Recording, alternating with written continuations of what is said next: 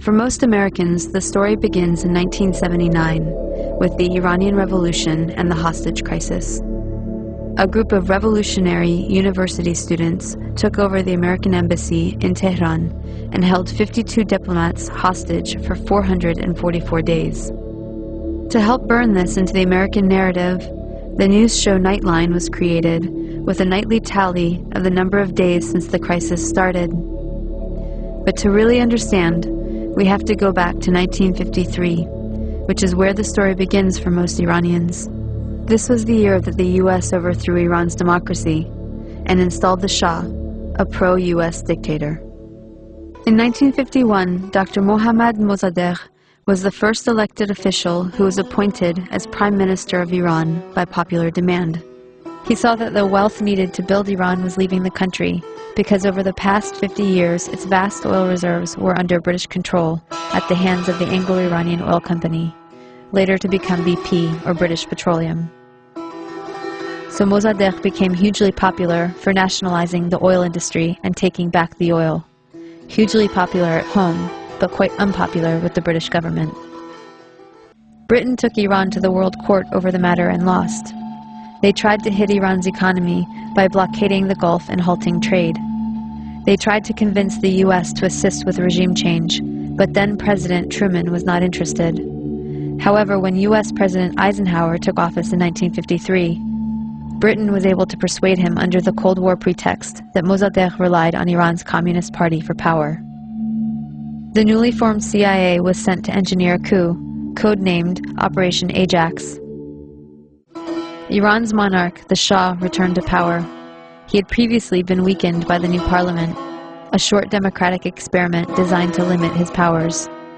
After 1953, he returned fully backed by UK and US power, and the oil was soon flowing under control of Britain, America, the Netherlands, and France. The Shah became increasingly arrogant, opulent, and autocratic over his 25-year rule. He instilled fear in the population with a secret police known as Savak, created by the American CIA and Israeli Mossad, that tortured and imprisoned those who dared to dissent. He crushed all political opposition. Troops were sent to massacre demonstrators. He pushed a white revolution to modernize and westernize the country, giving women the right to vote and other reforms. But ultimately, he served the elites and created a huge economic gap for the poor masses. Powerful religious leaders saw that he was forcibly trying to rid Iran of Islam in a country that was 90% Muslim. One of the Shah's leading critics, Ayatollah Ruhollah Khomeini, was arrested and imprisoned for 18 months. After his release in 1964, Khomeini was sent into exile for 14 years. From abroad, he continued his anti-US, anti-Shah campaign through sermons on cassette tapes that made their way back into Iran and circulated as people copied and shared them. By the end of the 1970s, things had gotten so bad that major protests and the violence that followed were becoming a regular occurrence. The Shah declared martial law and banned demonstrations. This resulted in a huge protest and a general strike that shut down the economy. Soon over 2 million people flooded a public square in Tehran, demanding to remove the Shah and for Khomeini to return, and that is exactly what happened. One important thing to note is that the CIA orchestrated the 1953 coup out of the very same American embassy in Tehran that was later the site of the hostage crisis, right after the Shah was overthrown by popular revolution in 1979. The students were convinced that once again, the U.S. had plans to overthrow their revolution. In fact, U.S. President Carter did send a NATO general to instigate a military coup, but it failed. Iran and the U.S. had an extradition treaty in force that obligated the Carter administration to return the Shah to Iran as an indicted criminal. The students had 4 demands: return the Shah to Iran for trial. He had been accepted into America for medical treatment. Return the Shah's wealth to the Iranian people. A promise from the U.S. not to interfere in Iran's affairs in the future. And an apology and admission of guilt by the U.S. for its past actions in Iran. The apology never came. But 20 years later, Secretary of State Madeleine Albright did acknowledge the U.S. role in Mossadegh's overthrow. So Khomeini took power in 1979 and instituted a government under Islamic law. Within a year of the revolution, Saddam Hussein invaded Iran without provocation, seeking control of Iran's oil-rich Khuzestan region and key oil shipping waterways. The resulting Iran-Iraq War from 1980 to 1988 was the longest and one of the most devastating conventional wars of the century.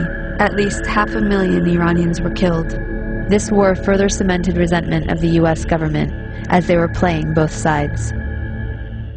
On one hand, they were supporting Iraq, providing money, technology, and intelligence, including satellite photography, to help Iraqi bombing raids. The U.S. helped provide Saddam Hussein with weapons by giving him agricultural credits and pressuring Gulf states to give him billions in loans so he could buy weapons from Western Europe, China, and Russia. The U.S. Department of Commerce issued licenses to export materials for Iraq's weapons of mass destruction program. The U.S. continued its support even after learning that Iraq was using chemical weapons against Iran, not to mention against its own citizens, to stop an uprising of Kurdish separatists. But the imperialist tradition also called for maintaining regional balance of power. So the U.S. also armed Iran, not letting any one regional power get secure enough to dominate or to ally with its neighbors to challenge U.S. hegemony. In this case, it came in the form of the Iran-Contra scandal. U.S. President Reagan needed money to fund an unjustified war against Nicaragua, but was forbidden to do so by Congress. So U.S. arms were illegally sold to Iran through Israel and South Africa, and the proceeds went to the Nicaraguan Contras. This allowed Reagan to get around Congress to support a campaign of kidnap, rape, torture, and murder for which the U.S. was convicted by the World Court for unlawful use of force. In other words, state-sponsored international terrorism. The ruling was ignored. Khomeini died in 1989, shortly after the war ended. He promised democracy, but essentially had become the next dictator.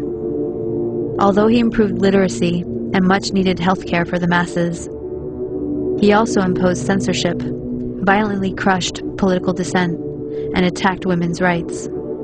Instead of the Savak, the people now had the Revolutionary Guard to fear. Since then, Iran has been an oppressive theocracy. Khomeini was replaced by Khamenei, who remains supreme leader to this day. As a test of fairness, we might imagine that Iran invaded and occupied Canada and Mexico, and had aircraft carriers sitting in the Caribbean. Imagine then if Iran had the power to label the U.S. the axis of evil and cut us off from the rest of the world, and then threaten to attack us if we didn't stop generating nuclear power. What if Iran had overthrown the U.S. government 50 years ago and installed a dictator friendly to Iranian interests, who kept it in power for 25 years? At that point, imagine that Christian fundamentalists, who currently represent about a third of the U.S., took power and began ruling under church law, followed by an unprovoked invasion by Canada, supported by Iran and ignored by the UN, in which it nearly destroyed the U.S. Would it be possible to imagine Iran as liberators? Would Iran be justified in attacking if the U.S. government helped Christian fundamentalists in Canada to take up resistance? Would it be justified to hate and fear all Christians because of the ones that took and abused power in this context? This is not about good guys and bad guys.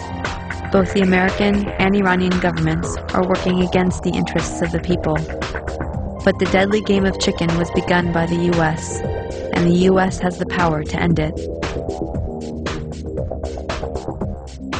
We should look at our current policies and actions against Iran, look at some better options, and figure out a way to change the minds of the people running our government and prevent another criminal enterprise that will cost many more lives. It has been done in the past, and if people take action, it can be done again.